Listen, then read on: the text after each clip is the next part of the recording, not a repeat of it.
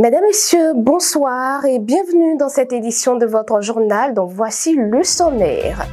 Accord stratégique entre le Fonds national pour le développement agricole et l'Agence de développement des petites et moyennes entreprises pour booster les entreprises agricoles béninoises.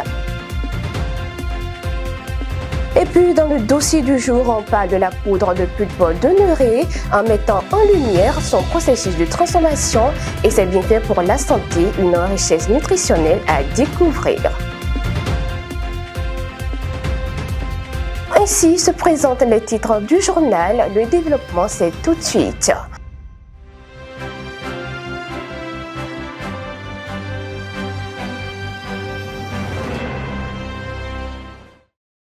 Démarrons avec les prévisions météorologiques. Demain matin, à Grand Popo, le temps sera ensoleillé.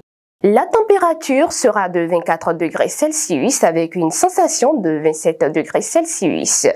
Le vent soufflera à environ 14 km par heure venant de l'ouest-sud-ouest et l'humidité sera de 87%.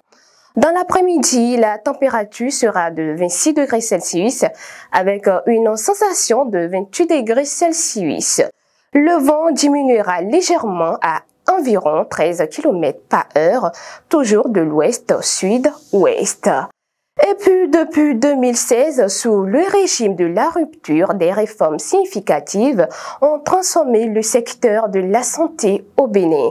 Le ministre Benjamin Hunkpati a rendu compte de ces avancées ce 19 septembre. Parmi les mesures clés, l'encadrement du droit de grève et l'amélioration de la disponibilité des médecins dans les hôpitaux publics. Ces derniers, majoritairement dévoués aux services publics, ont renforcé l'accès aux soins pour les populations, contribuant à un meilleur fonctionnement des établissements de santé publique. Ce jeudi 19 septembre à Cotonou, un pas décisif a été franchi pour soutenir les entreprises agricoles du Bénin. Le Fonds national pour le développement agricole et l'Agence de développement des petites et moyennes entreprises ont officialisé un partenariat qui vise à faciliter l'accès des entrepreneurs agricoles au financement et à encourager l'innovation et la recherche dans ce secteur crucial. Le reportage de Maëlle Anato, Maciel Aronso. Nouvelle étape franchie dans le soutien aux micro, petites et moyennes entreprises agricoles au Bénin. Ce jeudi 19 septembre 2024, l'Agence de développement des petites et moyennes entreprises ADPME et le Fonds national de développement agricole FNDA ont signé un partenariat en vue de la complémentarité entre les deux institutions. Ce jeudi 19 septembre 2024 consacre pour nos deux structures le démarrage d'un voyage de mutualité des efforts, de partage d'expériences, de partenariat fécond porté par les valeurs communes de promotion du secteur privé dans l'agriculture, l'élevage et la pêche. Dans le cadre de cet accord de coopération, le Fonds national de développement agricole prend plusieurs engagements. Ce dernier entend contribuer fortement à l'amélioration de l'accès au soutien financier. Au thème de la signature de notre accord de coopération de ce jour, le FNDA s'engage entre autres à mobiliser son expertise en financement agricole et faciliter l'accès aux ressources financières, à participer activement à la gouvernance de ce partenariat et enfin à faciliter l'accès aux marchés financiers pour les PME agricoles. Également, du côté de l'ADPME, ce partenariat sera un point de départ vers un environnement financier plus favorable aux PME du secteur agricole.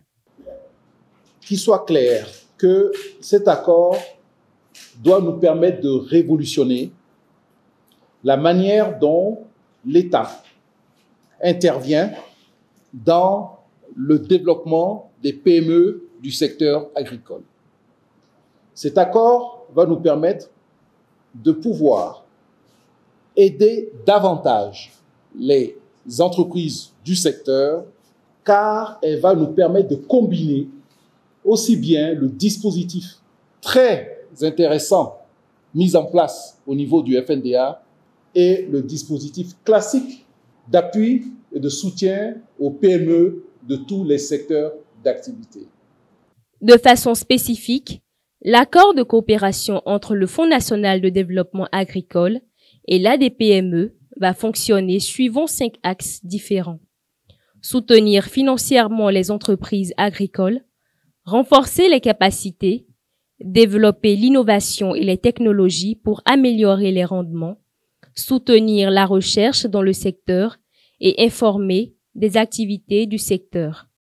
Ce matin, au siège du ministère de l'Agriculture, de l'Élevage et de la Pêche, une conférence de presse a annoncé la journée des vétérinaires du Bénin, prévue du 26 au 28 septembre. Cet événement mettra en lumière le rôle essentiel des vétérinaires dans la santé animale et la sécurité alimentaire. Nous vous invitons à suivre un extrait pour plus de détails. Vous n'êtes pas sans savoir aujourd'hui tout ce qu'il y a comme maladie émergente. L'actualité, c'était Covid et aujourd'hui c'est Mpox. Et donc, en termes de chiffres aujourd'hui, on a près de 60% des maladies émergentes, c'est-à-dire des nouvelles maladies qui apparaissent, qui sont d'origine animale. Et globalement, 75% des maladies émergentes humaines sont zoonotiques. Zoonotiques, c'est-à-dire que ça quitte l'animal pour l'homme. Donc, c'est dans ce contexte que nous avons placé ces premières journées vétérinaires sous le thème le vétérinaire, un agent essentiel au cœur de l'approche One Health. Donc, One Health qui veut dire une seule santé en français. Le Burkina Faso suspend l'exportation des amandes de karité afin de soutenir l'industrie locale. L'annonce faite le 18 septembre par le ministère de l'Industrie et de l'Économie vise à rendre cette matière première disponible pour les unités de transformation locales. Cette mesure s'inscrit dans la volonté du gouvernement à renforcer le développement industriel du pays. Les transformateurs agroalimentaires du pôle de développement agricole 7 ont bénéficié d'une formation intensive sur l'hygiène et la démarche HACCP. Organisée par l'ATDA, cette session vise à améliorer les qualités des produits locaux et à renforcer la compétitivité des entreprises. Le reportage de Madeleine Atodjinou, Martial Avansou. Du mardi 17 au mercredi 18 septembre 2024, une formation de recyclage a été organisée par l'Agence territoriale de développement agricole ATDA du pôle 7 à l'endroit des transformateurs agroalimentaires de son territoire. Elle a porté sur la bonne manière d'hygiène et la démarche HACCP s'inscrivant dans un contexte prépondérant avec un objectif précis. L'atelier porte sur les bonnes pratiques d'hygiène et l'HACCP, qui est un outil de gestion de la qualité. Et cette formation a pour objectif de renforcer les capacités des transformateurs agroalimentaires du secteur sur les bonnes pratiques et l'outil de gestion HACCP afin qu'ils puissent mettre sur le marché des produits finis qui ne vont pas altérer la santé des consommateurs et respecter les exigences réglementaires en vigueur au Bénin. À travers cette formation, les participants ont réalisé l'importance de la certification HACCP. Pour eux, la santé des consommateurs compte désormais que l'argent à gagner. C'est une très bonne action de former de temps en temps comme ça les entrepreneurs afin qu'ils sachent à quoi s'en tenir pour bien servir le peuple par rapport à ce qu'ils produisent pour leur consommation.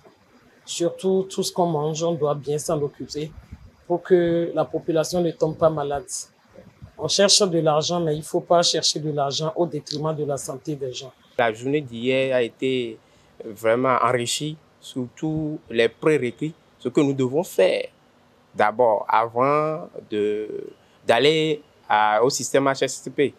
Et c'était compréhensible que nous devons vraiment respecter les prérequis c'est-à-dire les bonnes pratiques d'hygiène, les bonnes pratiques de fabrication et les bonnes pratiques de production. Tout ceci nous permettra d'être prêts pour pouvoir aller au niveau du système de HACCP. Pour les responsables de l'agence, le désir est de voir les bénéficiaires de cette formation pratiquer de façon progressive et concrète les connaissances acquises au cours de cette formation.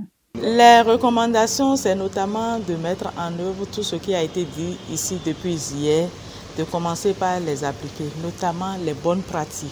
Surtout les bonnes pratiques. Bien que ce soit une formation profitable pour les participants, ces derniers souhaitent que des moyens nécessaires soient mis à la disposition des différentes parties prenantes pour une application véritable des mesures de base et le respect des exigences attendues d'eux. Les 18 et 19 septembre à Cotonou s'est tenu un séminaire de haut niveau sur la finance climat. Les participants ont réaffirmé leur engagement à placer la finance climat au cœur des priorités de l'UEMOA. Le séminaire axé sur le thème accélérer les investissements climatiques dans l'UEMOA a porté sur la nouvelle nomenclature des études de faisabilité des projets climat et les mécanismes du Fonds d'études climat, constituant une avancée significative pour l'avenir climatique de la région. Au Bénin et plus particulièrement dans le nord, le néré est surtout connu pour ses graines. Cependant, un autre élément du fruit mérite notre attention, sa pulpe souvent sous-estimée. À travers ce reportage, nous explorons comment cette pulpe se transforme en poudre, son intégration dans nos plats et les précieux bienfaits qu'elle apporte à notre santé. Mayela Nato, Piero Dicila pour le reportage. Dans plusieurs régions du Bénin, notamment au nord, le fruit du néré est principalement valorisé pour ses graines. Cependant, la pulpe, souvent négligée, renferme des qualités insoupçonnées qui méritent d'être mises en avant. La pulpe du fruit de néré est issue de l'arbre de néré, dont le nom scientifique est Pachia microtosa, qui est un fruit originaire d'Afrique de l'Ouest. Le fruit jaune autour des graines de néré, c'est la pulpe de néré. Pour obtenir la poudre issue de la pulpe de néré, le fruit subit un processus fastidieux de transformation. Après avoir été récolté, la pulpe est transformée pour donner une poudre fine, prête à être utilisée dans de nombreuses préparations. Dans un premier temps, on va faire la récolte du fruit. Et on récolte le fruit qui a atteint sa maturité, qui se reconnaît par ses gousses marron foncé. Ensuite, on passe à la phase de séchage solaire. Après le séchage solaire, on passe à la phase d'écorçage. On va sécher au soleil. C'est après ce séchage solaire qu'on va passer à la mouture au pilon. Ensuite, on va passer au tamisage avec un tamis à grande maille. Et c'est cette pulpe qu'on obtient là qui constitue notre matière première pour avoir la poudre fine de la pulpe de néré, donc le produit fini.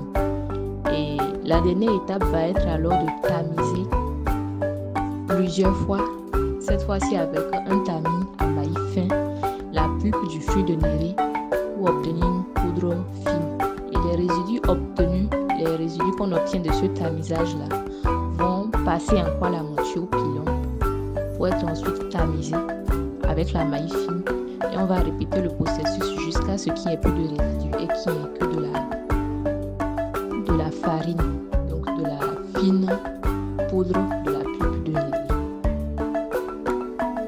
La pulpe du fruit de néré retrouve aujourd'hui sa place dans nos cuisines et nos habitudes alimentaires. Ce fruit, souvent utilisé pour ses graines, cache pourtant un trésor, sa pulpe, riche en bienfaits pour la santé.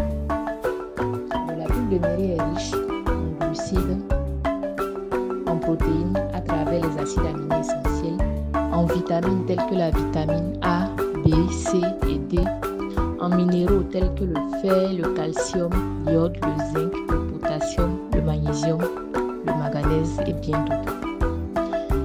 Dans le quotidien de chacun, la pulpe de néré peut substituer le sucre ou le lait dans nos assiettes. Elle favorise la digestion Elle stimule l'appétit et un coup de faim naturel. Elle renforce la croissance des enfants et prévient les cas de malnutrition. Elle renforce les os et les cartilages également. En plus d'être savoureuse, la poudre de néré regorge de bienfaits pour la santé. Elle est reconnue pour ses vertus nutritives et ses apports importants en vitamines et minéraux, renforçant ainsi le bien-être général de ceux qui l'adoptent. Et voilà, c'est la fin de ce journal. Merci de votre fidélité. Je vous souhaite un excellent week-end. Surtout, prenez soin de vous, de vos proches et de vos rêves. Au revoir.